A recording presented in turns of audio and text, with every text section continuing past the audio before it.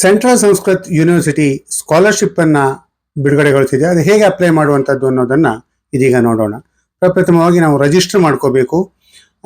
Name, email ID D, password ಹಾಗೂ mobile ನಂಬರನ್ನು register ಮಾಡಿಕೊಂಡು ಅದಾದ ನಂತರ ಲಾಗಿನ್ಗೆ ಹೋದರೆ ಈ ರೀತಿ ಇಂಟರ್ಫೇಸ್ ಓಪನ್ ಆಗುತ್ತೆ. ಅಲ್ಲಿ ನಮ್ಮ ಇಮೇಲ್ ಐ ಡಿ ಆರ್ ಮೊಬೈಲ್ ನಂಬರ್ ಹಾಗೂ ಪಾಸ್ವರ್ಡನ್ನು ಕೊಟ್ಟು ಲಾಗಿನ್ ಮಾಡ್ಕೋಬೇಕು. ಲಾಗಿನ್ ಮಾಡಿದ ನಂತರ ಆನ್ಲೈನ್ ಅಪ್ಲಿಕೇಶನ್ ಫಾರ್ ಸ್ಕಾಲರ್ಶಿಪ್ ಅಂತ ಬರುತ್ತೆ. ಅದರಲ್ಲಿ ಮೊಟ್ಟ ಮೊದಲನೇದಾಗಿ ರಾಜ್ಯವನ್ನು ಕರ್ನಾಟಕ ಅಂತ ಸೆಲೆಕ್ಟ್ ಮಾಡ್ಕೊಳ್ಳಿ.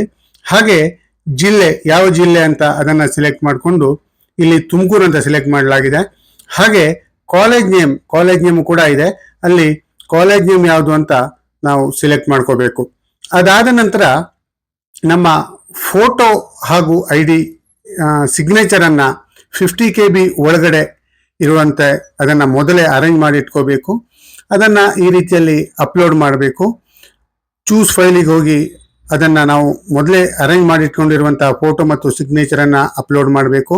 ತದನಂತರದಲ್ಲಿ ಫಾದರ್ ನೇಮ್, ನಮ್ಮ ತಂದೆಯ ಹೆಸರು, ಯಾರು ಅಪ್ಲೈ ಮಾಡ್ತಾ ಇದ್ದಾರೋ ಅವರ ತಂದೆಯ ಹೆಸರು ಏನು ಅಂತ, ಹಾಗೆ ಮತ್ತೆ ಮುಂದಿನದಾಗಿ ತಾಯಿಯ ಹೆಸರು ಏನು ಅಂತ ಬರುತ್ತೆ.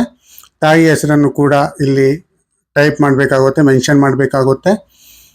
ಅದಾದ ನಂತರ ಡೇಟ್ ಆಫ್ ಬರ್ತ್ ಇದೆ. ಡೇಟ್ ಆಫ್ ಬರ್ತ್ ಎಷ್ಟು ಅಂತ ಅಲ್ಲೇ ಇರುತ್ತೆ. ನಾವು ಅದನ್ನು ಡೇಟ್ ಆಫ್ ಬರ್ತನ್ನು ಮೆನ್ಷನ್ ಮಾಡಬೇಕು. ಅದಾದ ನಂತರ ಜೆಂಡರ್, ಮೇಲ್ ಆರ್ ಫಿಮೇಲ್ ಅಂತ ಬರುತ್ತೆ. ಅದನ್ನು ಸೆಲೆಕ್ಟ್ ಮಾಡಾದ ನಂತರ ಕೆಟಗರಿ ಬರುತ್ತೆ. ಕೆಟಗರಿ ಯಾವುದು ಅಂತ ಸೆಲೆಕ್ಟ್ ಮಾಡ್ಕೊಂಡು ಆದ ನಂತರ ಇಮೇಲ್ ಐ ಡಿ ಆಲ್ರೆಡಿ ಇರುತ್ತೆ. ಹಾಗಾಗಿ ಅದಾದ ನಂತರ ಅಡ್ರೆಸ್ಸನ್ನು ಕೇಳುತ್ತೆ. ಅದು ನಾವು ನಮ್ಮ ಕಾಲೇಜ್ ಅಡ್ರೆಸ್ಸನ್ನು ಕೊಟ್ಟರೆ ಒಳ್ಳೆಯದು. ಹಾಗೆ ಪಿನ್ ಕೋಡನ್ನು ಕೂಡ ಕೊಡಬೇಕಾಗುತ್ತೆ. ಹಾಗೆ ನಮ್ಮ ಪೇರೆಂಟ್ ಅವರ ಒಂದು ಏನವರು ಜಾಬಾ ಅಥವಾ ಫಾರ್ಮರ, ಬಿಸ್ನೆಸ್ ಮ್ಯಾನ ಏನು ಅಂತ ಅದನ್ನು ಮೆನ್ಷನ್ ಮಾಡಬೇಕು. ಅದಾದ ನಂತರ ಆ್ಯನ್ಯುವಲ್ ಇನ್ಕಮ್ ಎಷ್ಟು ಅಂತ ಇಲ್ಲಿ ಮೆನ್ಷನ್ ಮಾಡಿ ಆಮೇಲೆ ಡಿಕ್ಲರೇಷನಲ್ಲಿ ಸೆಲೆಕ್ಟ್ ಮಾಡಿ ಅದನ್ನು ಓಕೆ ಒತ್ತಿದ್ರೆ, ಸಬ್ಮಿಟ್ ಮಾಡಿದ್ರೆ ಈ ರೀತಿ ಇನ್ನೊಂದು ನೆಕ್ಸ್ಟ್ ಪೇಜ್ ಓಪನ್ ಆಗುತ್ತೆ. ನೆಕ್ಸ್ಟ್ ಪೇಜ್ ಓಪನ್ ಆದಾಗ ನಮ್ಮ ಹಿಂದಿನ ಯಾವ ಎಕ್ಸಾಮ್ ಪಾಸ್ ಆಗಿದ್ದೀವೋ, ರಿಸಲ್ಟ್ ಬಂದಿದೆಯೋ ಅದನ್ನು ಫಸ್ಟೇ ನಾವು ರೆಡಿ ಮಾಡಿ ಇಟ್ಕೋಬೇಕು. ಅದನ್ನು ರೆಡಿ ಮಾಡಿ ಇಟ್ಕೊಂಡಾದ ನಂತರ ಯಾವ ಎಕ್ಸಾಮ್ ನಾವು ಪ್ರೀವಿಯಸ್ ಎಕ್ಸಾಮ್ ಯಾವ್ದು ಪಾಸ್ ಆಗಿದ್ದೀವಿ ಅನ್ನೋದನ್ನು ಮೆನ್ಷನ್ ಮಾಡಿ, ಯಾವ ವರ್ಷ ಪಾಸ್ ಆಗಿರುವಂಥದ್ದು ಅನ್ನೋದನ್ನು ಕೂಡ ಇಲ್ಲಿ ಮೆನ್ಷನ್ ಮಾಡಬೇಕು. ಅದಾದ ನಂತರ ಇಲ್ಲಿ ಈ ರೀತಿಯಲ್ಲಿ ಮೆನ್ಷನ್ ಮಾಡಲಾಗಿದೆ.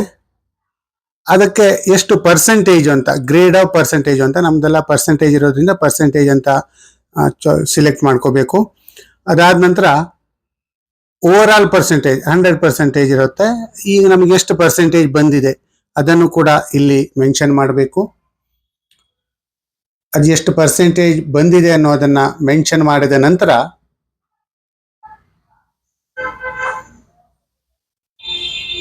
ಕೆಳಗಡೆ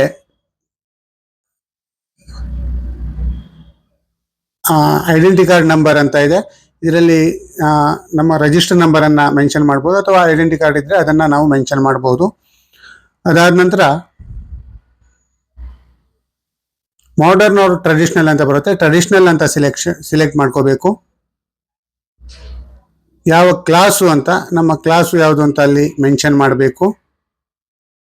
2024-25 ಕರೆಂಟ್ ಇಯರನ್ನು ಮಾಡ್ಕೋಬೇಕು.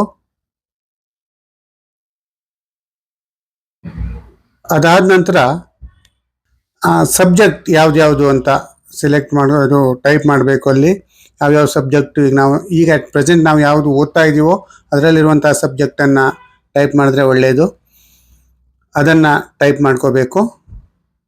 4ರಿಂದ 5 ಸಬ್ಜೆಕ್ಟ್ ಕನಿಷ್ಠ ಟೈಪ್ ಮಾಡೋದು ಉತ್ತಮ. ಟೈಪ್ ಮಾಡಿದ ನಂತರ ಮುಂದಿನ ಒಂದು ವಿಧಾನ ಈ ರೀತಿಯಲ್ಲಿದೆ. ಇಲ್ಲಿ ಟೈಪ್ ಮಾಡ್ತಾ ಇದ್ದಾರೆ.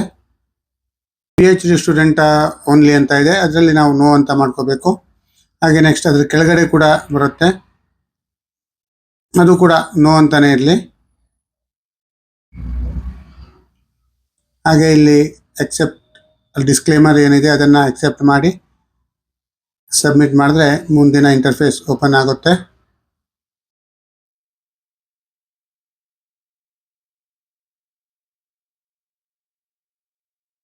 ಇಲ್ಲಿ ಬ್ಯಾಂಕ್ ಡೀಟೇಲ್ ಕೊಡಬೇಕಾಗುತ್ತೆ.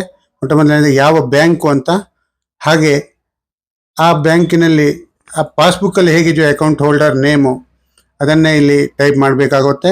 ಅದಾದ ನಂತರ ನೆಕ್ಸ್ಟು ಅಕೌಂಟ್ ನಂಬರು, IFSC ಕೋಡು ಹಾಗೂ ಬ್ಯಾಂಕು ಎಲ್ಲಿದೆ ಆ ಬ್ರಾಂಚ್ ಅಡ್ರೆಸ್ಸು, ಹಾಗೆ ಆಧಾರ್ ನಂಬರನ್ನು ಕೊಡಬೇಕಾಗುತ್ತೆ. ಆಧಾರ್ ನಂಬರನ್ನು ಕೊಟ್ಟಾದ ನಂತರ